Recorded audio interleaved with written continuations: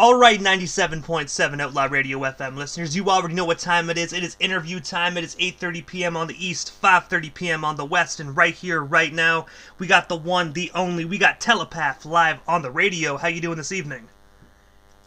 I'm good, my man. How are you today? I'm doing pretty good, brother. I'm doing pretty good. Despite this Ontario lockdown, man, got us stuck in our house all the time. But other than that, man, I'm doing pretty good. Sure, same here. But I gotta ask you, man, taking you back to the beginning of your music career, man, what actually inspired you to get into the music industry initially? Honestly, it was a broken home. Mom and pops had divorced. It was my way of actually vetting out what I was feeling at the time. So I started off just mostly writing until it kind of, turned to something else, freestyles, etc.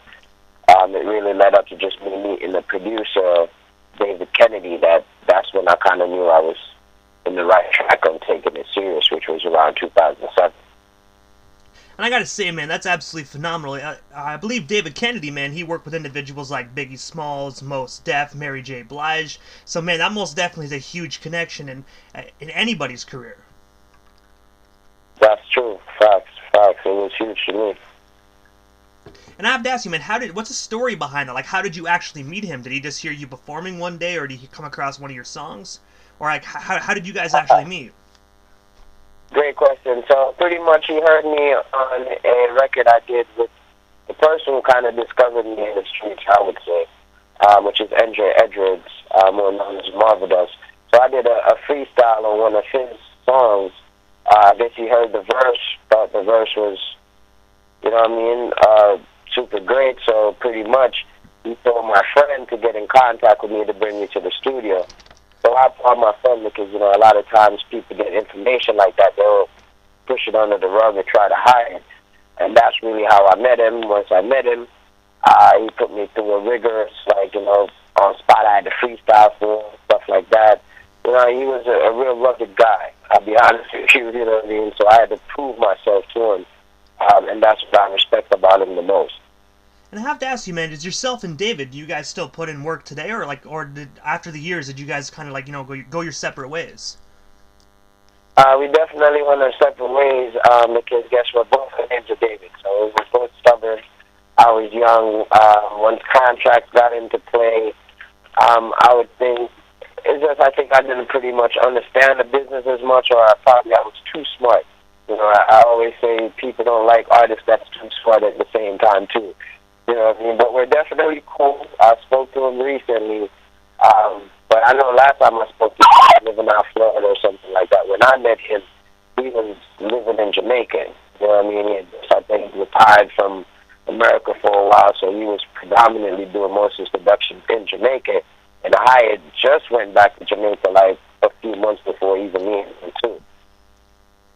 And also, man, you actually created the Black Prophets organization. Can you tell us a bit more about that? And, of course, how can the community become involved?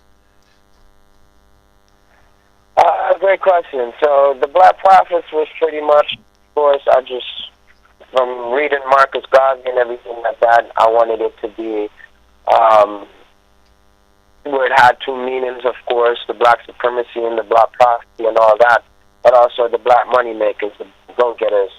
And that's pretty much how that started off with myself, and then there was a few artists that I drafted up from Jamaica, Image and Success, and that's how that really created to lead to the Prophesize Enterprise, where now I'm at the Time Is Now Global, or Time Is Now Records, you know what I mean? So it's pretty much, I would say, just that core of just a lot of reading at that point, and just I was really into just the conscious hip hop and conscious reggae at the time. And also, man, as you already know how me and you, we got connected through the artist by the name of Gator.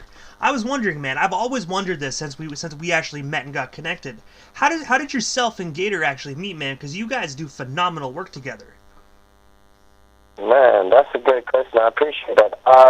Gator in Jamaica, off the engineer, I would say he was my personal engineer at the time, and also doing an internship for David Kennedy at the time. His name was CKOR-DB. So I was in Kingston at the time. I had my own organization, like you were saying, Black Prophets. And somehow we connected with him. We came to Jamaica. We went up to David Kennedy's studio, laid a freestyle. It became history from then, because pretty much he wanted to get me to the States, not knowing that I was already on my way there. So I think like a week to 2 weeks after meeting him, I was already in the States in New York, and he drove from North Carolina personally, picked me up in New York and brought me back to North Carolina to work on music. So most of those records you're probably talking about, I probably created while I was living in North Carolina with him. And I gotta say, man, you guys are absolutely, like I said earlier, man, you guys are absolutely phenomenal, man. Like, Gator submitted a few songs to the radio station, man, and ever since then, listeners have been loving it, man. I'm not gonna lie, those are probably the most requested independent songs on my radio station. It's absolutely phenomenal. Man, that's awesome, man. So thank you for giving us the opportunity or the platform to even let people hear us, you know what I mean? Hey, man, I'm gonna be 100% honest with you, Telopath. Like, I support real hip hop, man. I don't like that whole mainstream hip hop, man. So what you guys bring to the table is nothing but real, rugged, raw lyrics, man. So it would be a crime if I didn't put your music into the station's rotation. I appreciate it, and that's what I've realized more. That just being yourself as an artist is, you know what I mean? Even when you think nobody appreciates it, you'll find that people appreciate it more than you actually realize. And also, man, when you mentioned New York a few moments ago, I actually noticed as well that you actually took home 3rd place in a New York competition by 50 Mics, which is actually now known as Top Mics. I have to ask you, man, what was that experience like, and what was it like taking part in a competition that was actually sponsored by the legendary Source magazine? No, it was phenomenal. A lot of people thought I was actually robbed of the 1st place because I think I performed one song. So, to be honest, for me, getting any type of recognition, you know what I mean? I was a kid just coming from Jamaica and all that type of stuff. So at 21 years old, getting recognition for hip-hop, knowing that I wasn't born here and all that, was enough recognition for me, especially because one of my favorite judges at the time was Buddha the Future, which is now predominantly one of the most prominent producers for Dave East. And I gotta say, man, like, is that the only competition you actually had the opportunity to take part in, or was that just, you know, was 50 Mics the first one? That was just the first known one. I've actually did so many competitions that it can't keep up anymore because after 50 Mics did numerous series in different states, and after that I also just went on to do just different, you know what I mean, competitions. But mostly I think after that I started doing more shows. You know what I mean? I kind of built my own fan base to create more shows and concerts than actually trying to compete against people. Because like I said, just even that situation, a lot of people felt like I was rigged the 1st place, and I just realized how much, with even competition, it still was some type of favoritism. It's who you know, it's not what you know. And you know what I mean? You can have the best song, but if it's not marketed to the right person, or the right person at the top is not the person, you know what I mean, that's in your network, it's kind of hard. So I kind of found a way to just build my own fan base, to be honest with you. So I didn't do much competitions after that. I did more shows like Reggae Celebrity Music Festival. I did that. I went out to St. Louis even recently. You know what I mean? Just weird stuff like that. And also, man, I noticed as well that you actually have your own radio/TV show called Time Is Now. I was wondering if you could tell our listeners a bit more about that, and of course, where can we tune in and actually check it out? Yeah, Time Is Now Radio/TV Network. You can check out every Tuesday from 8 to 9 p.m. on www.pluggedin, that's spelled PLUGGEDIN, radionetwork.com. Other than that, if you don't catch us live from the 8 to 9, you can always go on my YouTube. The YouTube subscription, is Telopath TV and Real Yardman TV. How did it come about, though? It's just, of course, it started in, I guess, the corona. But the original thought came from a while back. I started as well. I didn't really even realize that it subliminally, or what I would say, subconsciously came from just watching the BET jams back in the days with Cedar's World and Rhapsody Basement and stuff like that. I just wanted to do radio that was more visual. Put it that way. I thought just people's attention spans now, just listening alone, is a little bit boring to them. Some of them want to see. So if I find a way I can give them the great balance between both, and that's pretty much what I created, and I've been having success with so far. And I gotta say, ladies and gentlemen, if you're free, make sure you check it out. You know, I can vouch for Telopath. He's a phenomenal individual, so you already know he puts on a phenomenal show. Thank you. I appreciate that. You are most certainly welcome, brother. And also, man, on December 31st, 2020, so right on New Year's Eve, you actually dropped your new EP titled Time Is Now Global. I was wondering, man, what's the inspiration behind that phenomenal EP? And, of course, where can our listeners snag themselves some copies today? The inspiration just came from, I guess, being impatient. It was a while in the making, but the producers of the EP's global producers, we all live together as well, where everything is all music 24/7. And it was also a gift just to myself. My birthday was January 1st, and I felt like that was just the perfect gift to myself. As for where people can stream it, it's on all platforms, so if you do follow me on Instagram, which I hope everyone does, you can follow me at TELOPATH. Once you click the link in my bio, it goes to all streaming platforms. So whatever is easiest for you, whether it's Napster, the iTunes, Tidal, whether you want it free or YouTube or SoundCloud, that one link right there will get you straight to it. And I also have to ask, man, because we have a lot of old school listeners, you know, in the mix, man, that really do still love that compact disc CD format. Do you have any hard copies of your new EP? And if so, man, how can they go about snagging themselves a couple copies?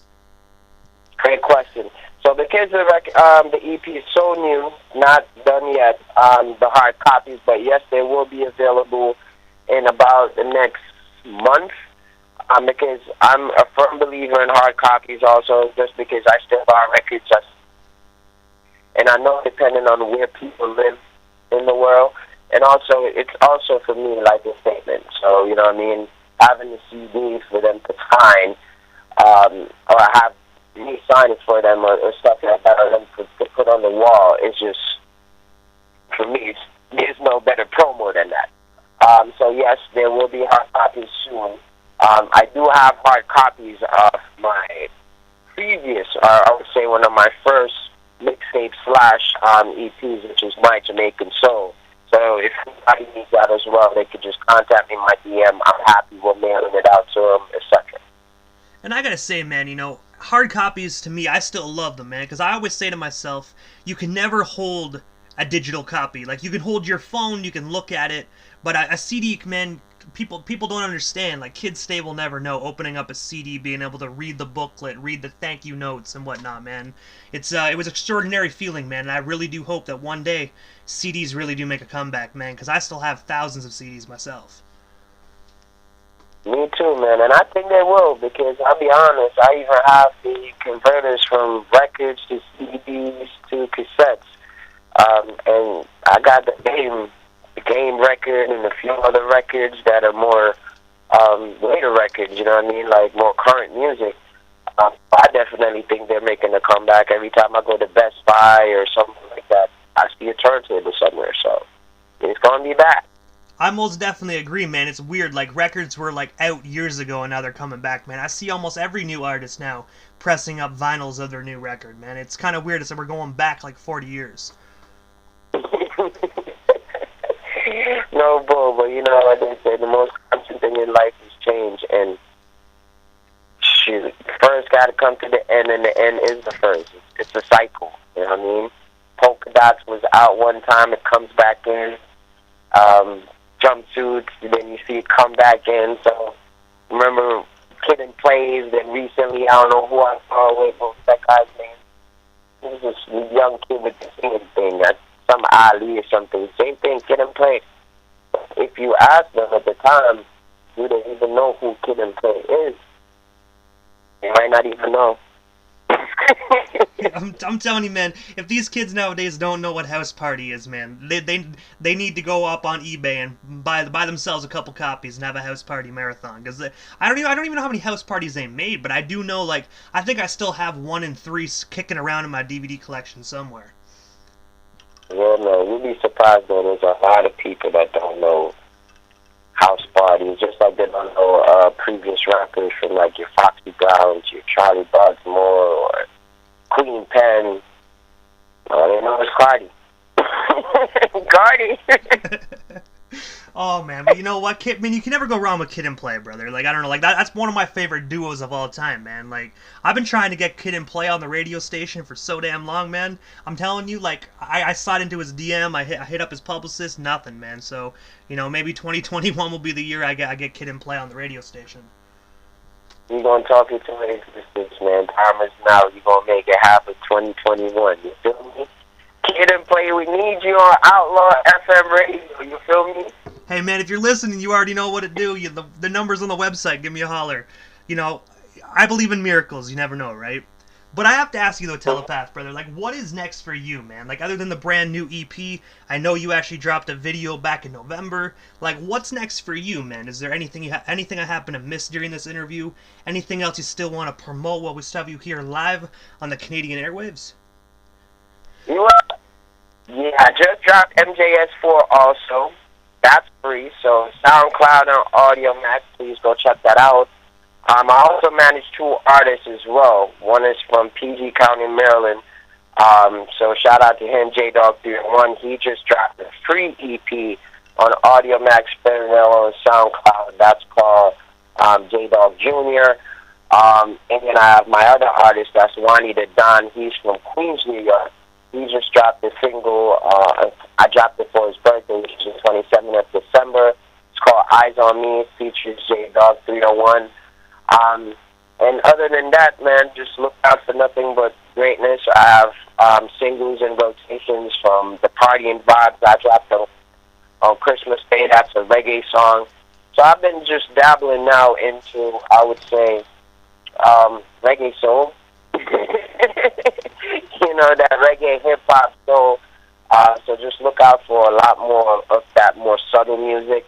You know, having a daughter now at 5 years old that's really in tune to the internet and just everything also, I feel it's just my place to just make a lot more responsible music. So, yeah, look out for nothing but great music and spot J-Dog 301 and also the official Wani the Don. And also, Telopath, so this is the time in the interview, right before I wrap things up, that I give a chance for the individual that slides into the radio station airwaves, just a chance to give shoutouts to whomever they want to give shoutouts to, and of course, man, your social media handles. That way our listeners can hit you up and follow you and stay updated on everything Telopath if they're not already doing so. Alright, beautiful. So just follow me at TELOPATH on all platforms. And also Time Is Now Records on all platforms. And that's pretty much it. You know what I mean? Shout out to everybody, the staff of Time Is Now Records, the Venice Blue, the J-Dog 301, the Sean Frass, the Wani the Don. Shout out to my extended family, the producers of Time Is Now Global producers of Nico Leone, Damo, and of course, the boss of all bosses, Shallow Grace. And I thank, of course, you know what I mean, I would say I call it infinite intelligence, you know what I mean, for just making it possible for me to meet you and make this interview even possible.